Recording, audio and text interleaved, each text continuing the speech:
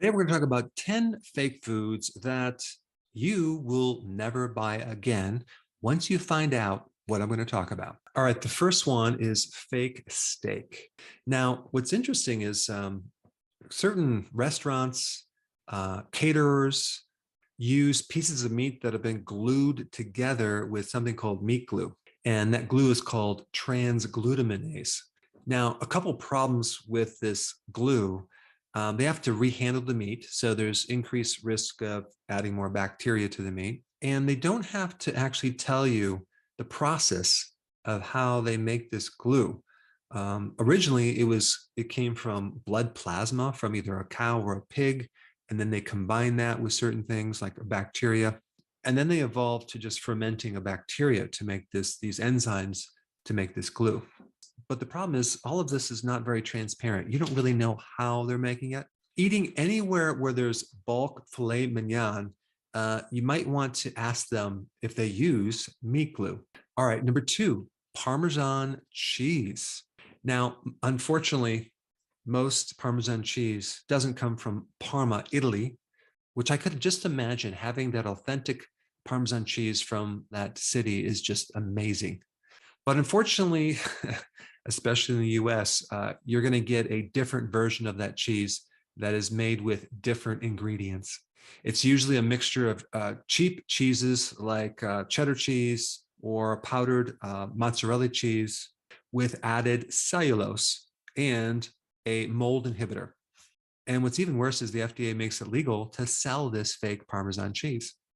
And that is because the cellulose is from natural sources. It's from wood pulp, is between 4 to 20%.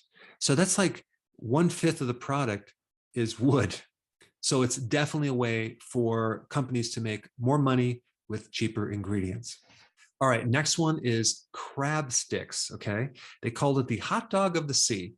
And I'm talking about imitation crab. Another name for that is surimi. And they take like random fish flesh or fish leftovers.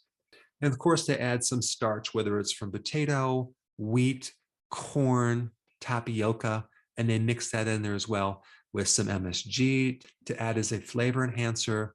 And then they have to add crab flavoring because it doesn't taste like crab. And then some protein, but that protein is either an egg white protein, soy protein, and they put some sugar in it, sorbitol, and some soy oil or other vegetable oils. But then we'll just sprinkle a little sodium benzoate as a preservative to make it last longer. And of course, they have coloring to make it look like crab. But the next time you see imitation crab, now you know how they make it. All right, next one on the list is fake tuna. And I'm talking like the pre-cooked canned tuna or even packaged tuna.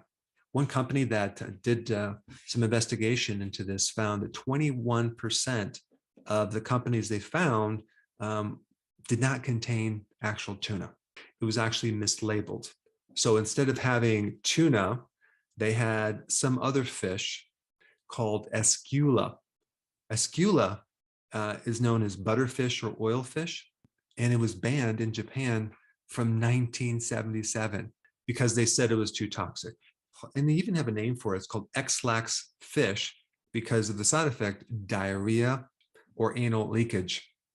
So if you see your tuna like extremely white, like an opaque white, it's not tuna. All right, next one on the list, extra virgin olive oil. And I've done a video just on this topic, but 80% of extra virgin olive oil is not extra virgin. Extra virgin means it's processed very quickly. It's cold pressed. It's a much more high quality process. So you have more antioxidants. And when you consume it, it has a completely different taste and smell. It has a fresh smell and kind of a taste that gives you a little tickle in the back of your throat. And so you know it contains some of the phytonutrients that you need. But it has that fresh grass type taste that is very different than the fake stuff, which is just bland. In fact, I didn't even know what real olive oil tastes like until I went to Italy. But as soon as I found out, now I can identify fake olive oil just by a simple smell test. And about 80% of the extra virgin olive oil is not extra virgin. They add sometimes canola or just a blend of other oils. So it's rancid, it's cooked, it's heated, it doesn't have the phytonutrients. All right, next one, it's maple syrup. Much of the maple syrup that you buy is either made from dark brown sugar or refined white sugar with maple syrup flavoring and artificial colorings. And some of it's even made with high fructose corn syrup. And of course, because these ingredients don't have the natural antioxidants as a preservative, they have to add preservatives like sodium benzoate and ascorbic acid to prevent this syrup from spoiling. Next one on the list is truffle oil. Truffle oil comes from a very expensive mushroom. And so what they do is they found a flavoring molecule to make some other materials taste like truffle oil. And they use this in restaurants a lot. It's a way to save money because the actual oil is very expensive.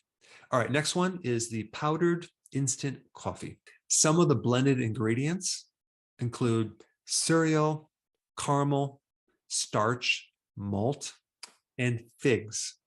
In addition, instant coffee has something called acrylamide, a potentially very harmful chemical in instant coffee, a potentially very harmful chemical that's created when the beans are roasted. And instant coffee has more than double the amount as other types of coffee. You know, it can affect the nervous system. It can increase the risk of cancer if you're consuming it on a regular basis. All right, the next one, and I have done a video on this, wasabi, okay? The vast majority of wasabi in the US is simply a mixture of horseradish, hot mustard, and green dye. It doesn't actually come from the wasabi plant, so it is fake. There's been a report that up to 95% of the wasabi sold is not real wasabi, and I'm talking about all over the world, even in Japan. And this is because wasabi is very difficult to grow, and it's extremely expensive. It's like $160 a kilogram. That's at wholesale prices. And when you take fresh wasabi and you pulverize it, you grind it up into a paste, it really only lasts for like 15 minutes. And what I mean by lasting is it basically loses its flavor. But that's not going to happen with horseradish. Horseradish is going to last a lot longer.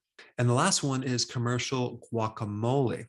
Just because it says it's guacamole doesn't even mean it has a lot of avocado in it, unfortunately. These imposters are made with skim milk, vegetable oil, water, emulsified egg yolks, and a slew of gums and gels. And it's even thickened with isolated soy protein. And of course, to make it look green, they add food dye. And so some of this commercial guacamole only has like 2% avocado. Incredible. All right, so the next video I really think you should watch is on olive oil. There's a lot more to know about this, so I put it up right here. Check it out.